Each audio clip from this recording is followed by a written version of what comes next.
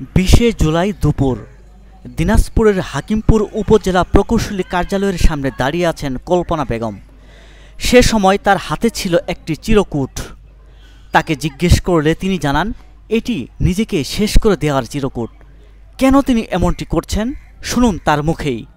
ভাই, আমার নাম কল্পনা, আমার এই পাশেই অপোজিটেই বাসা। ইঞ্জিনিয়ার অফিসে মাটি কাটা মহিলা নিয়োগ নিবেদন জানতে পারি কারো একজন মাধ্যমে। তখন আমি ইঞ্জিনিয়ারের স্যারের কাছে দৌড়ে আসি যে স্যার, আমার যেহেতু স্বামী নাইকো, আমার একটা সন্তান, বিয়ে দিয়ে দিছি, আমি সেলাই মেশিনে টুকটাক কাজ করি, আগের মতো আর কাজ নাই, আমার খুবই অসহায়তার ভিতরে দিন যাপন করতেছি। স্যারকে জানাই, স্যার তখন বলে আপনার এনআইডি কার্ডের ফটোকপি আছে, ছবি আছে? স্যার, আমি বলে হ্যাঁ স্যার আছে। কই এক্ষুনি আমার টেবিলে নিয়ে আসা দিয়ে যান। আমি বাসায় দৌড়ে যাই, আমি আমার ছবি এবং আইডি কার্ডের ফটোকপিটা স্যারকে এনে দিই এবং স্যার নিজে এটা নেয়। নেওয়ার পরে এখানে পিন মারে, এটা মারার পরে বলে আচ্ছা ঠিক আছে যান, আপনার সমস্যা নাই কো। আমি চলে যাই, যেহেতু আমার তো আর কেউ নাই কো, আমাকে নিজেই খোঁজ নিতে হবে। 2-1 দিন পরে আমি ওনার কাছে আবারও আসি। আসার পরে আমি ওনাকে বলি স্যার আমার কাজটা হবে। তখন বলছে আপনি কি কোনো কারোর নামে কেস করছেন, কেস কাবারি আছে? তখন আমার মনে হলো যে মহব্বতের সঙ্গে আমার একটু ঝামেলা হয়েছিল, কেস নিয়ে একটা জায়গা নিয়ে কেস হয়েছিল একটা। তখন স্যারকে বললাম স্যার, মহব্বত নামে একটা ছেলে, তার সঙ্গে আমার একটু ঝামেলা হয়েছিল, এটা ইউনুস স্যার নিজে যা মিটে দিছে। তখন আমার মনের ভেতর সন্দেহ হলো যে হয়তো মহব্বত বা অন্য কেউ এটা কি কোনো কিছু স্যারকে বললো নাকি, এটা তো জানার কথা না। তখন আমি ইউনুস স্যারের কাছে যাই, ইউনুস স্যারকে বলি যে স্যার আমি তো একা, স্যার তো জানে আমি একা, যে আমি একা, আমি বাসায় একা, খুবই অসহায়। মানে এমনও দিন যায় ভাই যে আমি না খায় দিন যাপন করি, কারণ একটা মেয়ে মানুষ চলা তো একটা সংসারে কত কঠিন। আর জামাই মেয়েরা খরচ দিলে কতটুকুই বা দিবে, আর নিজেরও তো মান সম্মান আছে। কতবারই একটা জামাই মেয়েকে বলবো যে খরচের টাকা লাগবে।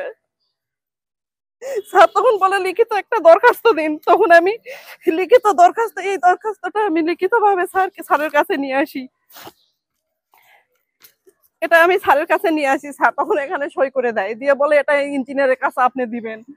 তখন আমি এটা ইঞ্জিনিয়ারের কাছে দেই, দেওয়ার পরে ইঞ্জিনিয়ার বলে ঠিক আছে আপনি বাসায় যান। আমি চলে যাই বাসায়। 2-3 দিন পরে আমি তার কাছে আবারও আসি, আসা বলি স্যার আমার কাজটা খুব প্রয়োজন। তখন আমি তার পা দুটো চিপে ধরছি, স্যার আমার এতটা প্রয়োজন, আমার কাজটা আমাকে দেন।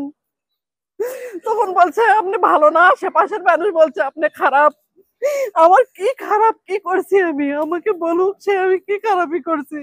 একটা মেয়ের যদি স্বামী না থাকে, তার পিছনে কি স্ক্যান্ডেল মারা হচ্ছে যে সে খারাপ?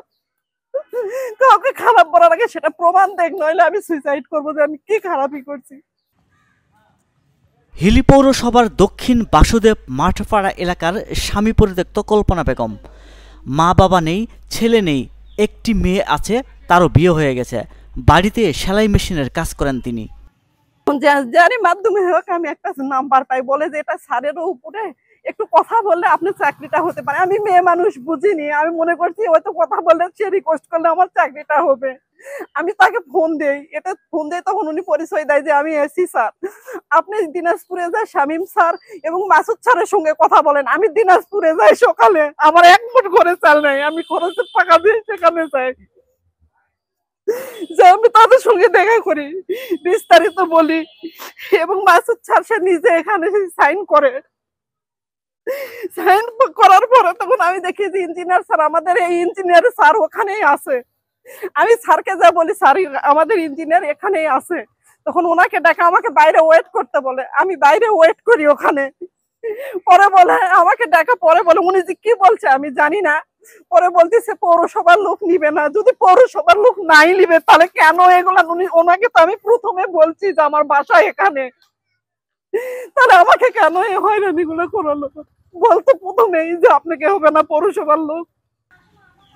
এ বিষয়ে জানতে চাইলে দিনাজপুর হাকিমপুর উপজেলা প্রকৌশলী বলেন, আচ্ছা আপনি অফিসে আসেন আর বিস্তারিত আপনাকে বলবেন। না এখন আমি নাই, কালকে থাকবো। আচ্ছা আপনি কালকে আসেন আর আপনাকে বিস্তারিত বলবো। আজকে আমি ছুটিতে আছি, কালকে আপনাকে বলবো। এ বিষয়ে উপজেলা নির্বাহী অফিসার বলেন, ডিপার্টমেন্টের সিদ্ধান্তের ব্যাপার।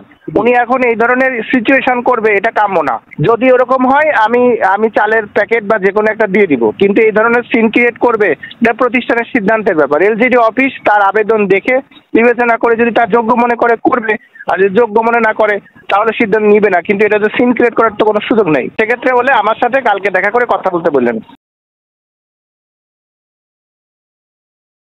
ওয়ালটন এখন দেশের সীমানা পেরিয়ে পৌঁছে গিয়েছে 50টিরও বেশি দেশে।